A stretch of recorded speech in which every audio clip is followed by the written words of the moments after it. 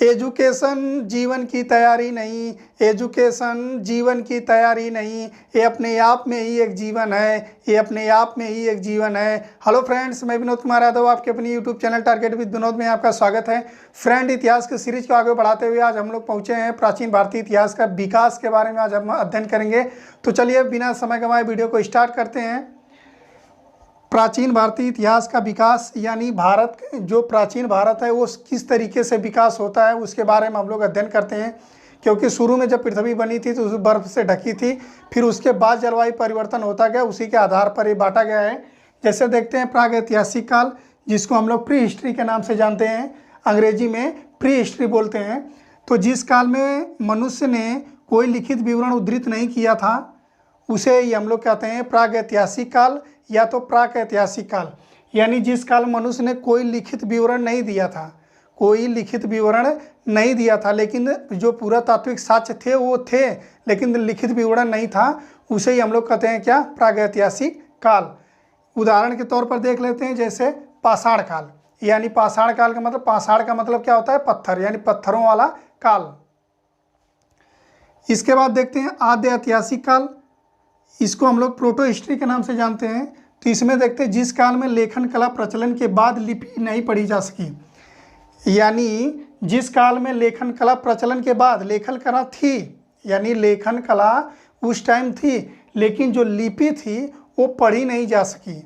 जैसे उदाहरण में देख लेते हैं हड़प्पा सभ्यता और वैदिक काल, ये दोनों की लिपि जो है ये अभी तक पढ़ी नहीं जा सकी है, जिसके कारण इसको हम लोग आद्य ऐतिहासिक काल यानी प्रोटो हिस्ट्री में रखते हैं। आगे देखते हैं ऐतिहासिक काल यानी हिस्टोरिकल पीरियड के बारे में जान लेते हैं। तो मानव विकास के उस काल को इतिहास कहा जाता है जिसका विवरण लिखित रूप में उपलब्ध हो। यानी मानव विकास के उस काल को इतिहास कहा जाता है जिसका लिखित विवरण क्या हो, उपलब्ध हो। फॉर एग्जाम्पल में देख लेते हैं पुरातात्विक स्रोत से मिलने वाली जानकारी, इससे भी हमें जानकारी प्राप्त होती है। साहित्य से भी जानकारी प्राप्त होती है, धर्म ग्रंथ वेद पुराण से, और इसके बाद विदेशी यात्री जो आए थे उनसे भी हमें जानकारी मिलती है। इसलिए इसको क्या कहा जाता है, ऐतिहासिक काल यानी हिस्टोरिकल पीरियड कहा जाता है। आइए आगे देखते हैं पाषाण युग यानी स्टोन एज के बारे में हम लोग जान लेते हैं। स्टोन एज होता क्या है। तो पाषाण युग को विद्वानों ने 3 भागों में बांट दिया था। पाषाण युग को जो विद्वान थे वो 3 भागों में बांट दिया था। तो भाग कौन कौन थे, पूरा पाषाण काल यानी पेलियोलिथिक, मध्य पाषाण काल मीसोलिथिक, नवपाषाण काल नियोलिथिक। तो आइए हम लोग जान लेते हैं कि इसका समय कब से कब तक था।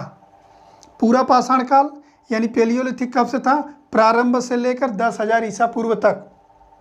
अब देखेंगे कई किताबों में कई तरीके से दिया है, तो उसको हमें ध्यान नहीं देना है, क्योंकि जितनी किताब पढ़ेंगे उतने तरीके से सन दिया है। तो पूरा पाषाण काल यानी पेलियोलिथिक प्रारंभ से 10,000 ईसा पूर्व, इसको 3 भागों में भी बांट दिया गया है। निम्न पूरा पाषाण काल, मध्य पूरा पाषाण काल, उच्च पूरा पाषाण काल। ये तो काफ़ी इंपॉर्टेंट नहीं है, एग्जाम पॉइंट ऑफ व्यू से काफ़ी इंपॉर्टेंट नहीं है, लेकिन अगर क्वेश्चन पूछा भी जाता है तो हायर एजुकेशन यानी हायर जो एग्जाम होते हैं उनमें पूछा जाता है। दूसरा देखते हैं मध्य पाषाण काल यानी मीसोलिथिक, ये 10,000 ईसा पूर्व से लेकर 5500 ईसा पूर्व था। 10,000 ईसा पूर्व से लेकर 5500 ईसा पूर्व था। नवपाषाण काल को देख लेते हैं यानी नियोलिथिक, ये 5500 ईसा पूर्व से लेकर 3000 ईसा पूर्व तक था। अभी हम ईसा पूर्व और ईस्वी के बारे में इसके बाद वाली वीडियो में हम पूरा डिटेल में बताएंगे कि कैसे ईस्वी होती है, कैसे ईसा पूर्व होता है, इसके बारे में हम लोग बताएंगे। तो आइए शुरू करते हैं हम लोग पूरा पाषाण काल। तो पूरा पाषाण काल के बारे में जानते हैं। तो भारत में पूरा पाषाण कालीन औजारों की खोज, भारत में पूरा पाषाण काल औजारों की खोज 1863 में, याद रखना बहुत इंपॉर्टेंट है, 1863 में रॉबर्ट ब्रूटफुस ने किया। यानी अगर क्वेश्चन पूछा जाए कि भारत में पूरा पाषाण कालीन औजारों की खोज किसने किया था, तो रॉबर्ट ब्रूटफुस। कब किया था, 1863 में। कहाँ किया था, तो पल्लावरम। ये पल्लावरम कहाँ है, तमिलनाडु के पास। पल्लावरम तमिलनाडु के पास है। जो औजार खोजा गया था वो औजार क्या था, तो वो औजार क्या था, हथौड़ी थी। आइए आगे देखते हैं पूरा पाषाण काल में जीविका का आधार क्या था? तो पूरा पाषाण काल में जीविका का जो आधार था वो था शिकार करना और खाद्य संग्रहण करना। यानी एक जगह जाते थे, वहाँ पर शिकार करते थे, जब वहाँ के जानवर खत्म हो जाते थे तो फिर दूसरी जगह चले जाते थे। यानी पूरा पाषाण काल में जीविका का जो मुख्य आधार था वो क्या था? शिकार करना। आग का आविष्कार किस काल में हुआ था? तो आग का आविष्कार पूर्व पाषाण काल या पूरा पाषाण काल में हुआ था। लेकिन आग का आविष्कार हो गया था, लेकिन इन लोगों को जलाने की आइडिया नहीं थी। पूरा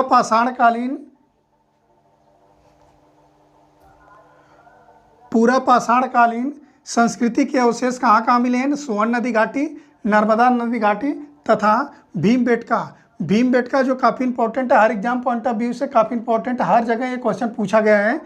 तो भीमबेटका कहाँ स्थित है? तो भीमबेटका भोपाल में स्थित है। क्वेश्चन पूछा जाए भीमबेटका कहाँ है? तो भोपाल में है। लेकिन भोपाल में कहाँ है? तो अब्दुल्ला राय सेन के पास स्थित है। ये किस लिए प्रसिद्ध है? तो चित्रित शैल चित्रों के लिए प्रसिद्ध है। पहला क्वेश्चन ये पूछा जाता है कि भीमबेटका कहाँ स्थित है? तो हम कह देंगे भोपाल में स्थित है। लेकिन भोपाल में कहाँ स्थित है? तो अब्दुल्ला राय सेन में। ये किस लिए प्रसिद्ध है? तो चित्रित शैल चित्रों के लिए प्रसिद्ध है। इसमें लगभग 100 से 500 करीब के करीब शैल चित्र शिलाएँ हैं।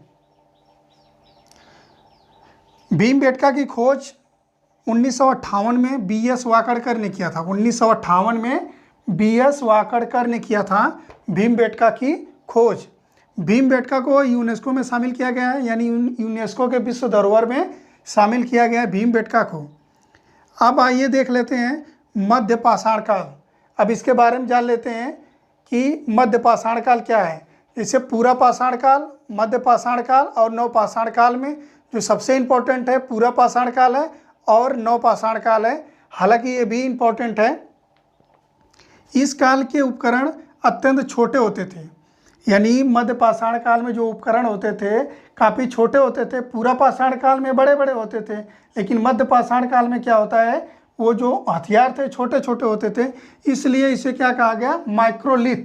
क्या कहा गया? माइक्रोलिथ। इस काल में सर्वप्रथम कुत्ते को पालतू बनाया था, यानी मध्य पाषाण काल में जानवरों को पालना शुरू किया और सबसे पहले किसको पाला? तो कुत्ते को पाला। सबसे पालतू जानवर कौन था? वो कुत्ता था। इस काल में मानव कंकाल का पहला अवशेष प्रतापगढ़ के सरायनहर, याद रखना, प्रतापगढ़ के सरायनहर तथा महदहा नामक स्थान से प्राप्त हुए। जो कंकाल प्राप्त हुआ कहाँ से हुआ है? प्रतापगढ़ के उत्तर प्रदेश के सरायनहर तथा महदहा से प्राप्त हुआ है। राजस्थान में स्थित सांबर झील, देखिए राजस्थान में स्थित सांबर झील जो है खारे पानी की झील है। इसका जो निक्षेप मिलता है मध्य पाषाण काल में भी मिलता है, और यहीं से एक और मिलता है विश्व का जो सबसे ज़्यादा वृक्षारोपण का साक्ष्य मिलता है। वो कहाँ से मिलता है? राजस्थान से ही मिलता है, लेकिन किस काल में मिलता है? मध्य पाषाण काल में मिलता है। प्रमुख केंद्र देख लेते हैं। बेतवा घाटी, सोन घाटी ये मध्य प्रदेश में, बेलन घाटी उत्तर प्रदेश में है, और नेवास ये कहाँ है? महाराष्ट्र में। ये आगे देखते हैं नवपाषाण काल के बारे में जानते हैं। नवपाषाण काफ़ी इंपॉर्टेंट होता है। नवपाषाण तो पहिए का आविष्कार किस काल में हुआ था? नवपाषाण काल में। मनुष्य में स्थायी निवास कब हुआ था? वो भी नवपाषाण काल में। कृषि का आविष्कार नवपाषाण काल में हुआ था। पहली फसल जो उन्होंने उपजाया था तो पहली फसल गेहूँ थी और दूसरी जौ थी। कृषि का प्रथम उदाहरण कहाँ से मिलता है? तो मेहरगढ़ बलूचिस्तान। ये बलूचिस्तान कहाँ है? पाकिस्तान में है, जो कृषि का सबसे पहला उदाहरण मिलता है। चावल मिलने का साक्ष्य, जो चावल मिलता है, चावल मिलने का जो पहला साक्ष्य मिला था वो कहाँ से मिला था? कोलडियावा, इलाहाबाद, उत्तर प्रदेश से। दक्षिण भारत में प्रयुक्त होने वाली प्रथम फसल कौन थी? तो ये रागी थी। चौपानी मांडो ये उत्तर प्रदेश में है। विश्व के प्राचीनतम मृदभांड मिले थे। मृदभांड का मतलब क्या होता है? जो मिट्टी का बर्तन होता है उसी को हम लोग मृदभांड बोलते हैं। चिरांद बिहार हिरण की सींग से बने उपकरण प्राप्त हुआ था। अन्य में देख लेते हैं मनुष्य ने सर्वप्रथम किस धातु का प्रयोग किया था, यानी कौन सी धातु खोजा था? तो कौन खोजा था? तांबा। इसका जो पहला औजार बनाया था वो कौन बनाया था? कुल्हाड़ी। इसका जो ये कहाँ पे ये मिला था, अतिरम्पक्कम तमिलनाडु में। भारत में मनुष्य संबंधी पहला प्रमाण कहाँ मिला, तो ये नर्मदा घाटी में। मनुष्य संबंधी पहला प्रमाण कहाँ मिला, तो नर्मदा घाटी में मिला। तो ये था, अभी हम लोग पढ़े पाषाण काल, यानी पाषाण काल में हम लोग क्या क्या पढ़े, पूरा पाषाण काल, मध्य पाषाण काल और नव पाषाण काल के बारे में पढ़े।